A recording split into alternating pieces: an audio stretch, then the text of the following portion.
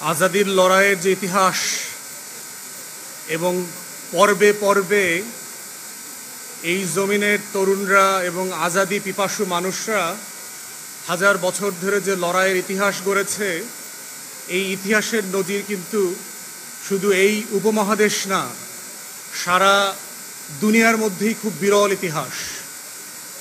তো সেইখানে ২৪-এর গণ অভ্যুত্থান যারা ঘটিয়েছে, এইটার জন্য তারা যেভাবে ক্রেডিটের দাবিদার, ঠিক একইভাবে হচ্ছে ২৪ পরবর্তী বাংলাদেশ গঠনে সেই যুবকরা তার লড়াইটা আসলে কিভাবে করবে।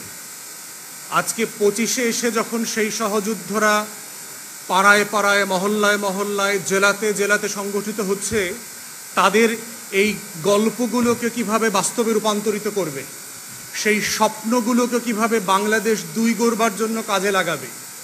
দায় ও দরদের যে নতুন রাজনীতির কথা আমরা বারবার বলছি, আমরা যখন বলেছি ৭১-এর লড়াইতে সাম্য, মানবিক মর্যাদা এবং সামাজিক সুবিচারের ভিত্তিতে নতুন বাংলাদেশ গড়বার যে লড়াই ছিল, যেই লড়াইয়ের মধ্য দিয়ে শহীদ প্রেসিডেন্ট জিয়াউর রহমান ঘোষণা করেছেন আই রিভোল্ট, এই বিদ্রোহটা হচ্ছে আমার আজাদির শত শত বছরের লড়াইয়ের গল্প। এবং সেই বাস্তবতাতেই হচ্ছে আজকে আমাদেরকে দেখতে হবে যে সেই রাষ্ট্র গঠনটা কিভাবে হবে। এই রাষ্ট্র গঠনের প্রক্রিয়াতে আজকে আমি প্রথম যে কথা, সেটা হচ্ছে রাষ্ট্র তৈরি হয় শত্রু সাপেক্ষে।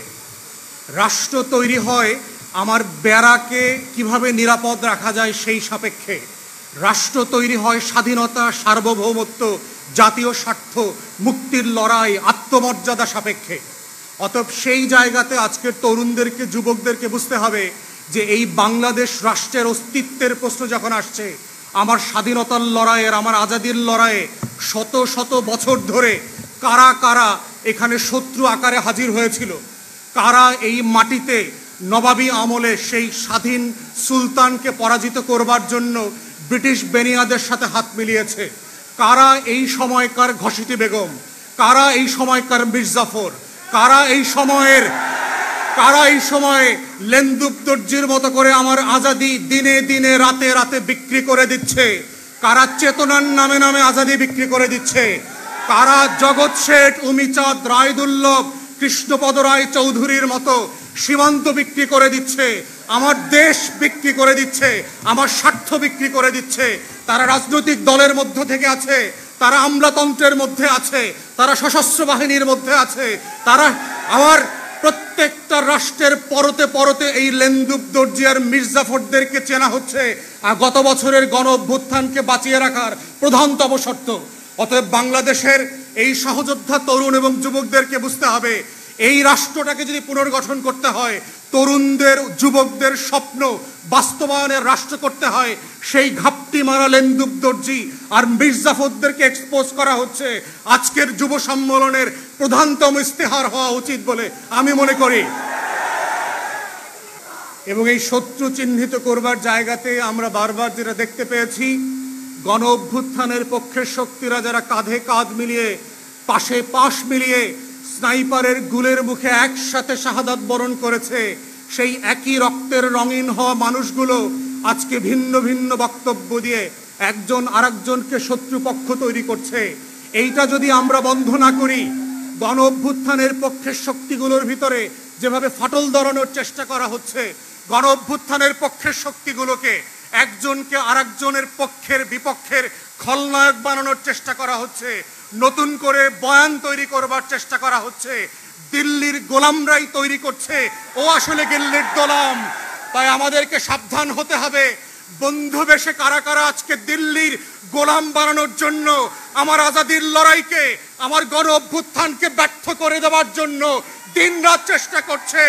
সেই দিল্লির গোলামদেরকে এক্সপোজ করা, সে রাজনৈতিক দলের নেতা হোক, সে আমলাতন্ত্রের মধ্যে হোক, সশস্ত্র বাহিনীতে হোক, গোয়েন্দা সংস্থায় হোক, এই যে নতুন বয়ানের রাজনীতি তৈরি হচ্ছে, যেই রাজনীতির মধ্য দিয়ে গণ অভ্যুত্থানের নায়কদেরকে আজকে খলনায়ক বানানো হচ্ছে, যেন বাংলাদেশ সব লুটপাট করে খেয়ে ফেলছে সমন্বয়করা। এই যে নতুন বয়ান, এই শত্রু তৈরির বয়ান হচ্ছে বাংলাদেশকে আবার আজাদি বিক্রি করে দিয়ে দিল্লির হাতে তুলে দেওয়ার বয়ান।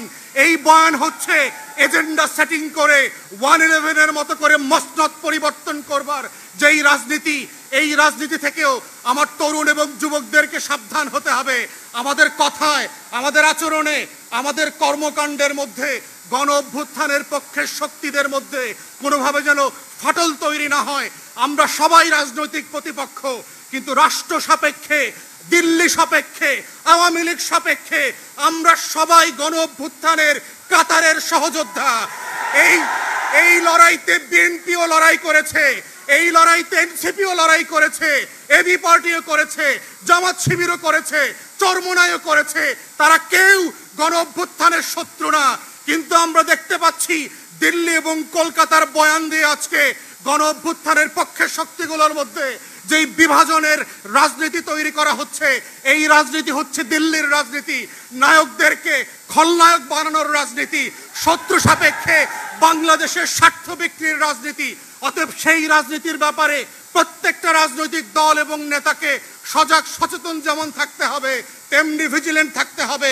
এই গণ অভ্যুত্থানের আপনারা যারা সম্মুখ সারির সহযোদ্ধা ছিলেন, পাশে পাশে বসে, প্রান্তে প্রান্তে বসে যারা লড়াই করেছেন, আবু সাইদ মুগ্ধের মতো যারা এখনো আবাবিলের মতো বুক চেতিয়ে বসে আছেন, লাল সবুজের পতাকার দিকে চুপটি মেরে যে তাকাবে শকুনের মতো, ওই শকুন চুপটি মেরে চোখ সহ তুলে দেওয়া হবে।